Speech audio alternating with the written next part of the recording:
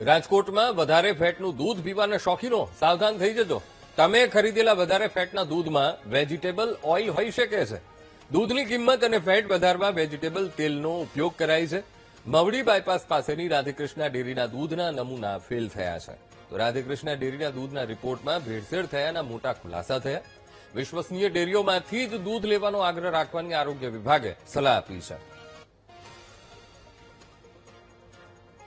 દૂધ એ સંપૂર્ણ આહાર માનવામાં આવતું હોય છે, ત્યારે દૂધમાં જ ભેળસેળ છે તે રાજકોટમાં સામે આવી છે. રાજકોટ કોર્પોરેશનના આરોગ્ય વિભાગ દ્વારા દૂધના નમૂના લેવામાં આવ્યા હતા અને તે ફેલ જાહેર થયા છે. આપણી સાથે આરોગ્ય અધિકારી છે. સાહેબ, ક્યારે આ નમૂના લેવામાં આવ્યા હતા અને શું મળી આવ્યું છે? જી, ગત મહિને જે છે રાજકોટ મહાનગરપાલિકાની ફૂડ શાખા દ્વારા જે છે એ ફૂલ ક્રીમ મિલ્ક લૂઝનો નમૂનો જે છે એ રાધેકૃષ્ણ ડેરી ફાર્મ મવડી ખાતેથી જે છે લેવામાં આવ્યો હતો અને પૃથ્થકરણ અર્થે આ જે નમૂનો જે છે આપણે લેબોરેટરી ખાતે મોકલવામાં આવ્યો હતો. લેબોરેટરીમાંથી એનું જે રિઝલ્ટ આવ્યું છે એમાં ખાસ કરીને એ દૂધમાં BR value at 40 degree centigrade તાપમાન જોવા જઈએ તો એમાં જે છે ફોરેન ફેટની હાજરી મળી આવી છે. અનુસંધાને આ દૂધનો નમૂનો જે છે સબ સ્ટાન્ડર્ડ ડિક્લેર થયો છે. સબસ્ટાન્ડર્ડ નમૂના આવતા હવે જે છે એજ્યુડિકેશનની કાર્યવાહી જે છે આ પેઢી ઉપર આગળ ધરવામાં આવશે. સાહેબ, આ પ્રકારનું ફોરેન ફેટ છે એમાં શું એટલે ઉમેરવામાં આવતું હોય છે? મોટાભાગે ખાસ કરીને જોવા જઈએ તો દૂધની કિંમત વધારવા માટે અને દૂધમાં ફેટની માત્રા વધારવા માટે દૂધની વધારે કિંમત ઉપજાવવા માટે જે છે એની અંદર ફોરેન ફેટ તરીકે મોટાભાગે જોવા જઈએ તો વેજીટેબલ ફેટ્સ જે અથવા વેજીટેબલ ઓઇલ્સ જે છે એ એડ કરવામાં આવતું હોય છે. આ ઉપરાંત ઘણી વખત જે છે ફોરેન ફેટમાં અન્ય ફેટ પણ એડ કરવામાં આવતા હોય છે. તો અનુસંધાને જે આ ફેટ જે છે એ ફોરેન ફેટ તરીકે એડ કરવામાં આવેલું હતું. સાહેબ, હજુ પણ ઘણી બધી જગ્યાએ આ પ્રકારે દૂધમાં ભેળસેળ સામે આવતી હોય છે. લોકોએ ખાસ કેવી રીતના ચકાસવું જોઈએ? ખાસ કરીને લોકોને એક દૂધની ખરીદી બાબતમાં એક અપીલ કરવા માંગુ છું કે એફએસએસઆઈ માન્ય કોઈ પણ ધંધાર્થી અથવા વિક્રેતા હોય ત્યાંથી જે છે દૂધ ખરીદવાનો આગ્રહ રાખે.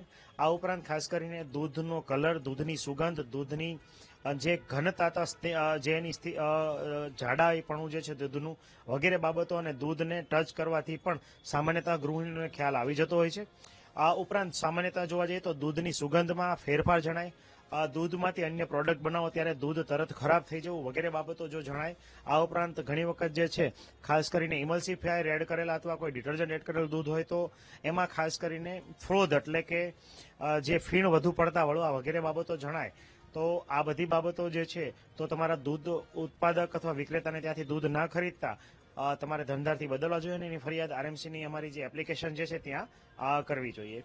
ખાસ કરીને જોવા જઈએ તો બ્રાન્ડેડ અને પેકેજ ડ્રિંક જે મિલ્ક જે છે એ જ ખરીદવાનો આગ્રહ છે એ રાખવો જોઈએ. ઘણા બધા ફેરિયા રાજકોટ શહેરમાં પણ દૂધ વેચવા માટે આવે છે, તો આપણે ટીમ દ્વારા કઈ કાર્યવાહી કરવામાં આવતી હોય છે? એફએસએસઆઈમાં ટૂંકમાં જ જે છે ખાસ કરીને લૂઝ મિલ્ક હતું. ઘણી બધી ડેરી સિવાય જે છે ફેરિયાઓ વેચતા હતા. હવે તમામ જે ફેરિયાઓ અને વિતરકો જે છે એમણે એફએસએસઆઈ અંતર્ગત લાયસન્સ લેવું ફરજિયાત બન્યું છે. તો આગામી દિવસોમાં આ તમામ ફેરિયાઓ જે છે એને આવરી લેવા માટે એક આપણે ભવિષ્યમાં જે છે ડ્રાઈવનું આયોજન કરીશું. ઉપરથી જે પ્રમાણે આરોગ્ય અધિકારી છે તેમને વાત કરી કે દૂધમાં જે અલગ અલગ ફોરેન ફેટ સહિતની હાજરી છે તે જોવા મળી છે, એટલે કે સંપૂર્ણ આહાર છે દૂધને માનવામાં આવતો હોય છે અને લોકો દરરોજ દૂધનો ઉપયોગ છે તે ખાવામાં પણ કરતા હોય છે, પરંતુ જે પ્રમાણે ભેળસેળવાળું દૂધ છે તે સામે આવ્યું છે તેને લઈને ક્યાંક ને ક્યાંક અનેક સવાલો છે તે હાલ તો ઉભા થઈ રહ્યા છે. કેમેરામેન નિશિત ગડિયા સાથે ભાવેશ સુંદરવા, બીટીવી ન્યૂઝ, રાજકોટ.